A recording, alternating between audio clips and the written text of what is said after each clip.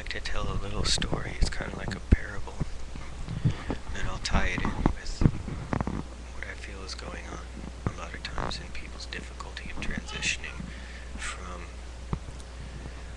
fables into truth. Alright, let's just say that you were an orphan and you were raised in an orphanage.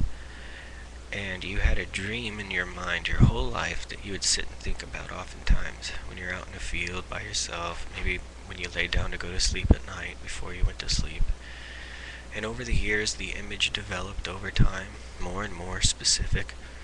An image of what your parents were like, who they are, what they do, and stuff. You know, certain personality type, certain look, certain name, certain profession. You know, all of that kind of stuff. Maybe you thought one was a doctor, the other was I don't know, let's say a school teacher or something. You know? Well, you get old enough, you get out of the orphanage, you're an adult, you have a career, stuff like that. You decide, you know what, I'm gonna find my parents. You're interested in actually meeting, for the first time, your parents. Finding out who they are, what they do, what they're like. So when you search and you seek, you find more and more information and more clues to who they may be. Because your whole life, all you've gone off of is a dream. Either what you imagined or what someone told you they imagined or they thought or who knows what. But as you come upon more and more details like a detective would, if they didn't fit in with your concept, if you rejected the details, you would not have the clue to the next detail, the clue to the next amount of information to continue learning them and eventually finding them. Now let's just say that you followed the clues and followed until finally you actually found the people. And they had different names, different looks, different identity. They weren't a doctor and a school teacher, they were a carpenter and a seamstress, let's say. Would you say, you know what, you're not really my parents, and run away because they didn't fit the image in your mind? Or would you learn them for the first time ever after having met them? Would you be interested in who your parents actually are, or who you dreamed them to be? Because if you ran away and followed in what you had imagined because they weren't what you thought, then you would be believing in an illusion the rest of your life and continuing on in the same imagination. Well, I really feel that it's the same way with research. Ultimately, the Roman Empire invented the world that most believers believe in. If you're in Christianity, they had their own God and their own sons of God figures and stuff. And they forced it on the whole world.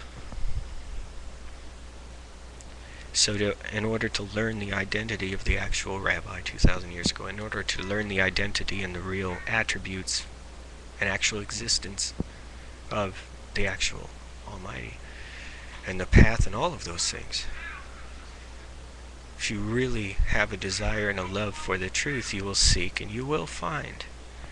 But along the way, if a detail doesn't quite fit in with your imagination, should you run from fact because you're afraid,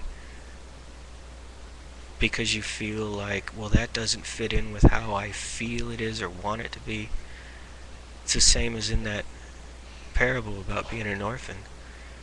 Eventually, if you actually stood at the threshold and opened the door and saw Moshiach, the path, the Almighty, exactly as it really is, would you turn around, run away screaming, saying, that is not how I pictured it? That is not what I want it to be. That's not what I feel comfortable with. That's not what I'm familiar with. So I'm out of here. And you could continue on for the rest of your life, but it would be believing in an illusion. I guarantee you, you'll be much happier with the truth. I could give you a personal testimony now. My wife and I, when she was first pregnant with our first child, we thought, for some strange reason, we just thought it was going to be a boy. It's not like we just wanted one thing over another. No. It's just we thought in our mind it would be a boy. We don't know why. We had a name for him. All this different stuff we were going to do. Couldn't wait. I was already anticipating when he's 3 and cutting his hair to pay us, and all of this stuff. And I have a little mini-me walking around, Keep Oz eat seats. Just so cute.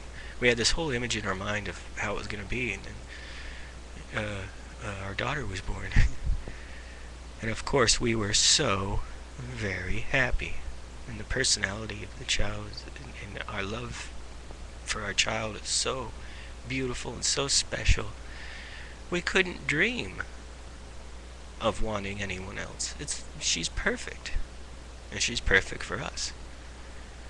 So we're very happy to have our daughter Sophia, rather than the son that we had named and thought of and imagined beforehand. So yes, we're much happier and much better off. But the strange thing is that there was a type of sadness that went on for a small time, because